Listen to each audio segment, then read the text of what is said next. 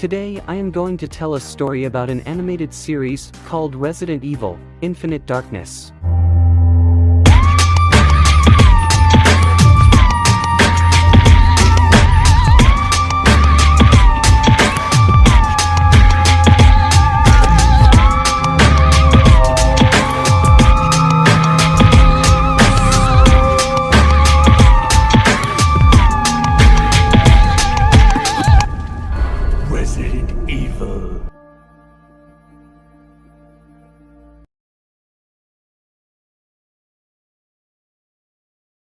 This series takes place 1 year after Resident Evil Degeneration and has 4 episodes.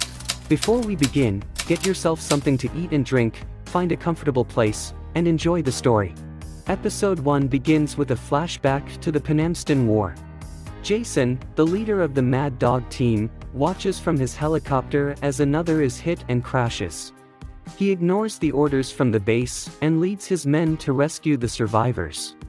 They manage to reach one of the survivors before a rebel blows up the truck next to them. That night, the rebels torture a group of soldiers before one of them awakens as a zombie. 6 years later, in a UN refugee camp in the Penamstan Republic, Claire tries to talk to one of the children and a survivor of the Penamstan Civil War. Claire takes a look at his sketchbook when she learns that he is mute and finds a gruesome picture of men who look like zombies fighting each other.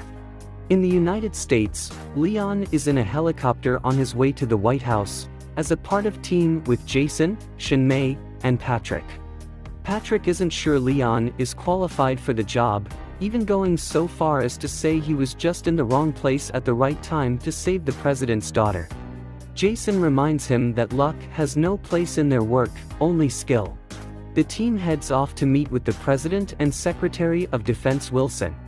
It turns out they are there because someone has tried to break in and steal confidential files, bypassing the need for a special code from the president to gain access to extremely sensitive files at the Pentagon.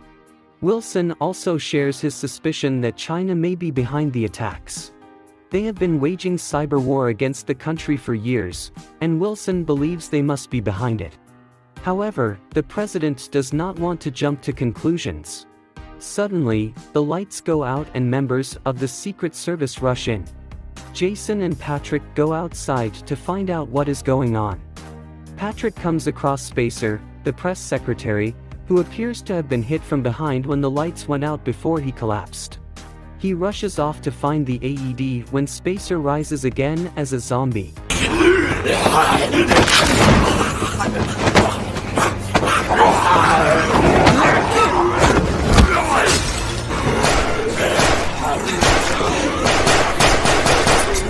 Just when it looks like he himself is going to be bitten, Leon comes and shoots from behind.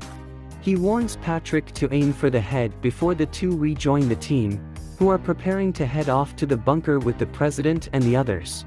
They reach the bunker and Patrick stays with the president while Jason, Shinmei and Leon go back to investigate.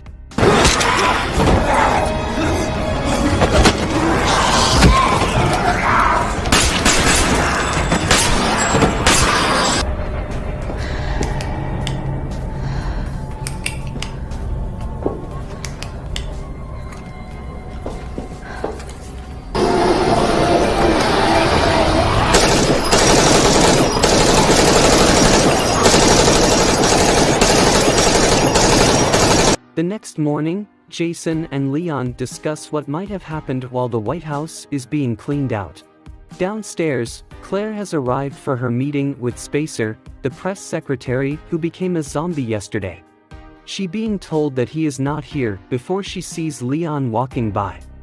He is just as surprised to see her, and she explains to him that she is here with representatives of the Provisional Government of Penamstan, asking for help to build schools and hospitals. She then asks Leon to look at the picture she found of what the Civil War looked like in Penamstan 6 years ago, which looks very similar to what happened in Raccoon City. Before Leon can give his opinion, Jason comes by and tells him to hurry up. Before he leaves, Leon warns her not to get into trouble, to which Claire replies that his outfit doesn't suit him at all. In the Oval Office, Wilson tells the president that the information contains info on a bioresearch facility in Shanghai. Wilson wants to send Jason and the team there to investigate, but Ryan isn't sure that's the best course of action. However, the president decides to authorize the mission after being urged by Wilson. Jason, Shen-mei and Leon prepare for their mission and board the submarine that will take them into China's waters.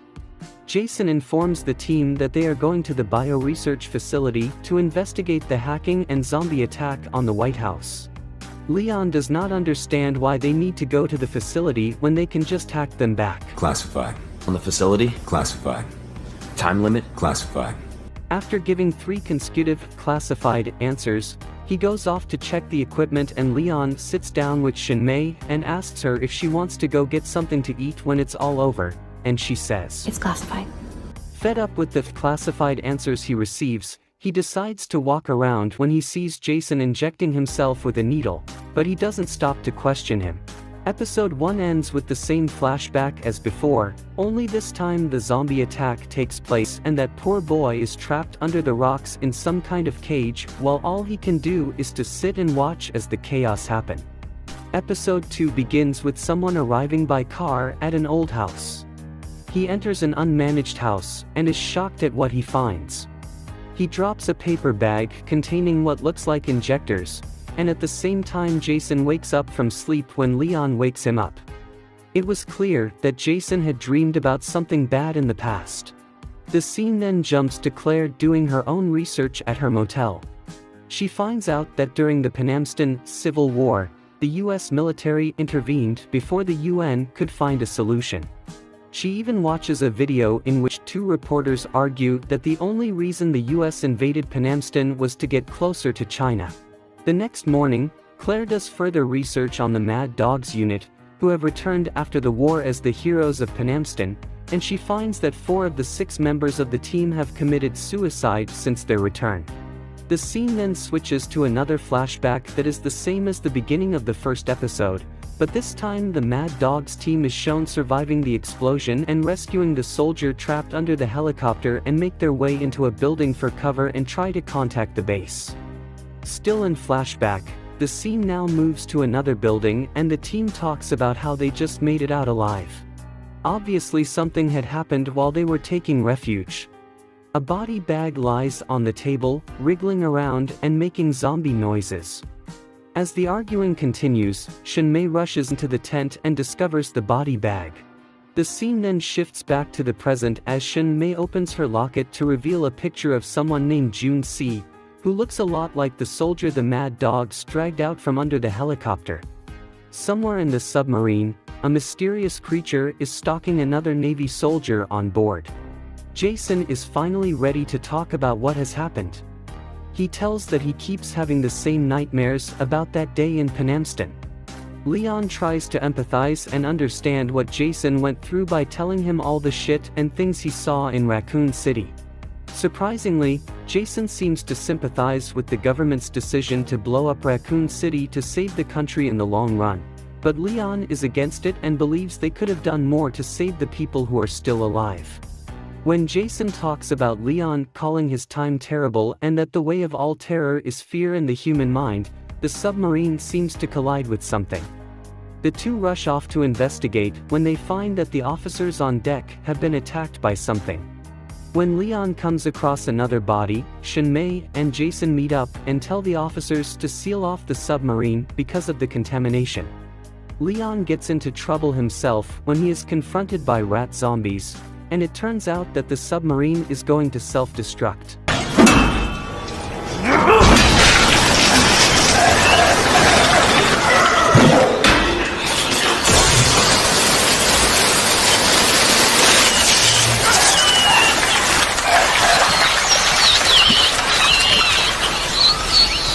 Leon finally makes it to the isolated room with some of the dead crew members and tries to open the escape pod where Shen-mei and Jason are hiding.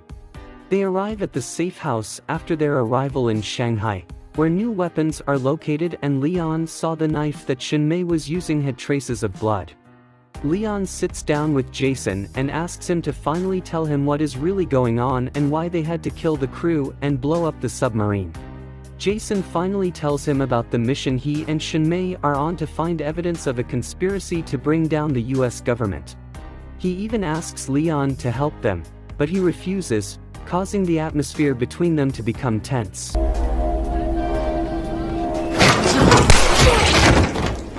Episode 2 ends with Shinmei, who has snuck back into the safe house, firing a few shots at Leon before running away.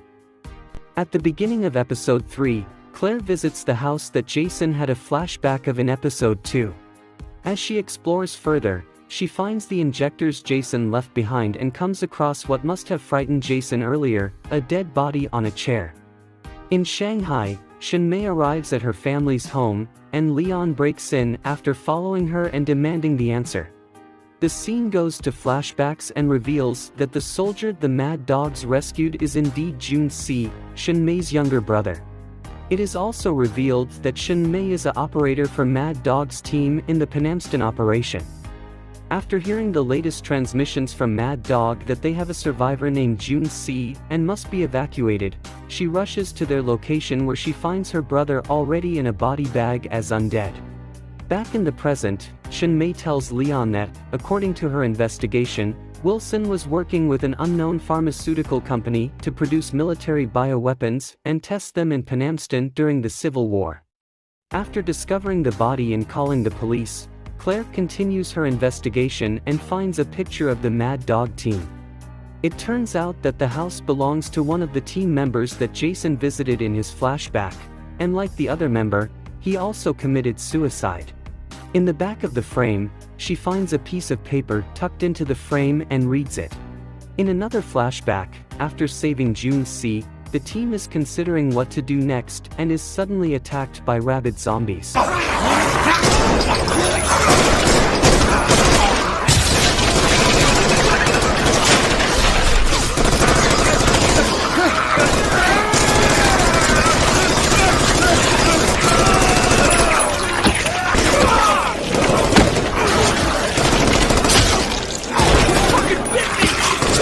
They may be able to fight them off, but each of them has been bitten in some way. Jun-Si tells them to use the injection inhibitors, similar to the ones Jason brought, in order for them not turn into zombies. Back in the present, Shinmei tells that Jason decides not to turn Jun-Si over to the government and instead hands him over to his family in Shanghai before he and his unit return to the base, where they are warmly welcomed, called Heroes of Penamstan. Wilson continues to supply them with the inhibitors to stay alive, and in turn Wilson holds this against the unit and forces them for his private covert operations. However, as time passed, members of the team began to commit suicide. Leon realizes that Wilson was behind the attack on the White House and forced Jason to blow up the submarine to make it look like China was behind it all. Shinmei's grandfather, Yuan, tells Leon that he has spent his life since Penamstan trying to undo the damage done by the virus to Jun-Si, but he has not succeeded. As Jason said, they are here looking for evidence to expose the conspiracy, and after 6 years, Jason and Shinmei realized that the information they needed was right in front of them. Every bioweapon soldier had a chip in their body that recorded vital and combat data. Jason believes that if they go public with the information, it would expose Wilson and put an end to the development of bioweapons. Suddenly a bomb goes off and the ceiling and walls collapse. Leon and Shinmei try to escape while her grandfather stays behind and dies next to Jun-Si. At the White House, Ryan, Wilson, and the president discuss an upcoming speech. Ryan believes it could damage US-China relations, but Wilson reminds them of all the things China has done and tells them they need to gain a military foothold in Penamstan to keep China at bay. Downstairs, Claire is now here and ready to confront Wilson about the Mad Dogs unit. It turns out that what she found was a note from one of the soldiers writing down the reason for his suicide. Wilson, however, isn't willing to talk to her about it. Leon and Shinmei made it out of the house safely. They have the chip and Shinmei wants to use it to go public, but Leon knows the US government will do anything to hunt them down and silence them. Leon remembers what Jason told him about fear and realizes that Jason is not after justice. He wants to show the world what true terror is. The same terror he and his men knew. The third episode of this series ends with Claire still figuring something out in her room when the lights go out, before she is attacked by two unknown men.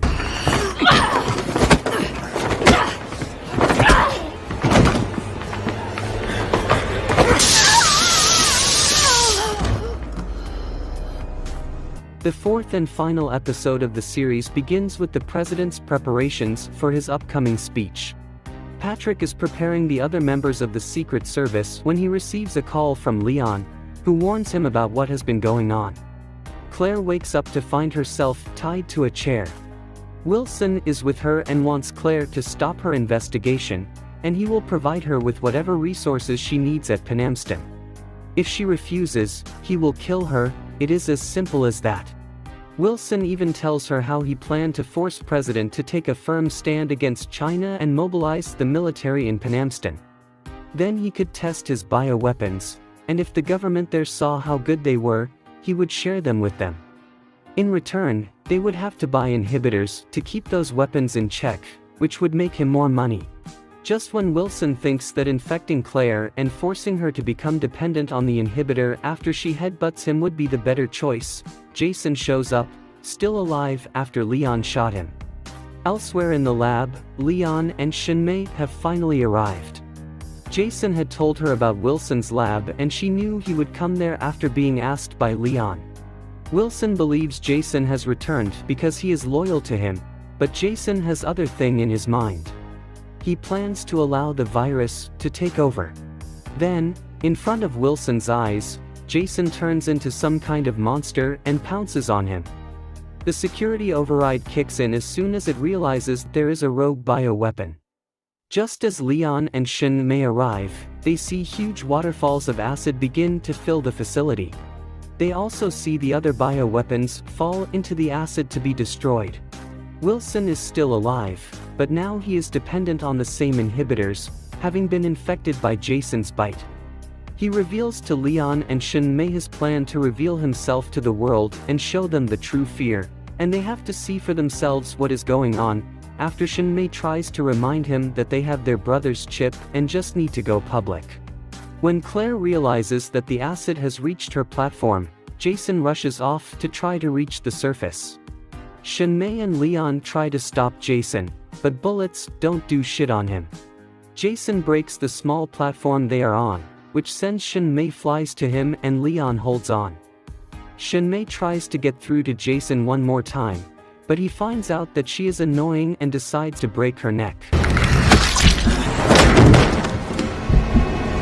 The platform Leon is holding onto finally falls over, dropping him onto the lower ring of the platform, where he discovers Claire, who has broken away and is trying to get higher.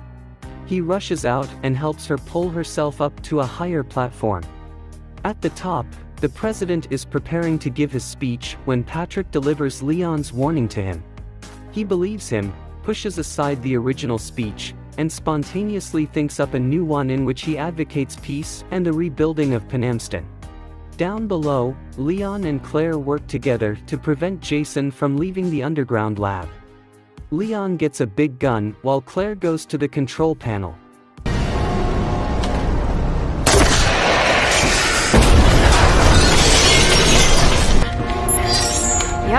Yep, and yep.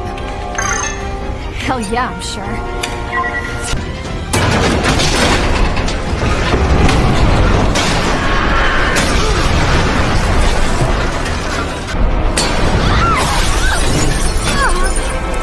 Jason has finally managed to break through the ceiling. He grabs Leon, who is trying to stop him, and for a moment changes his mind about not killing him by throwing him into a pool of acid. He tells Leon again that the world will know what terror is when it sees him, but before he can walk out, Leon pulls the lever and drops the platform and Jason into the acid while holding onto something. As Leon walks on the platform, Jason, still alive, warns him that this isn't the end before his dramatic death. A short time later, Leon has arrived on the surface, where the president has finished his speech. Patrick finally realizes what a hero Leon really is, but Leon is just his old humble self and sees it all as luck. The next day, Claire visits Leon at the White House. She wants him to hand her the chip so she can make a copy of it and give it to the media.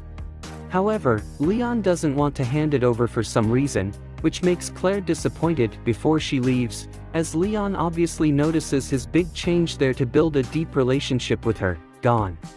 The final episode of this series ends with Wilson, who survived the attack, receiving more of the inhibitor because his life now depends on it. The box it comes in has the Tricell logo on it, which now reveals the unknown pharmaceutical company Wilson is working with.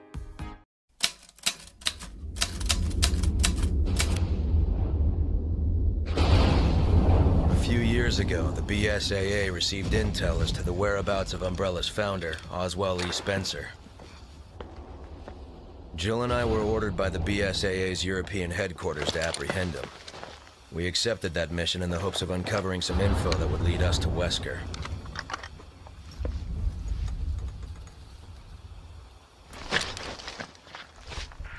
Chris to HQ, come in.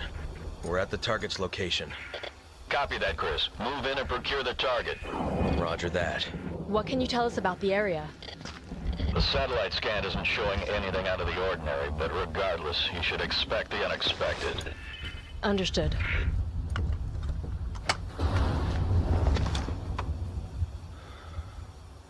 We're in. Let's move.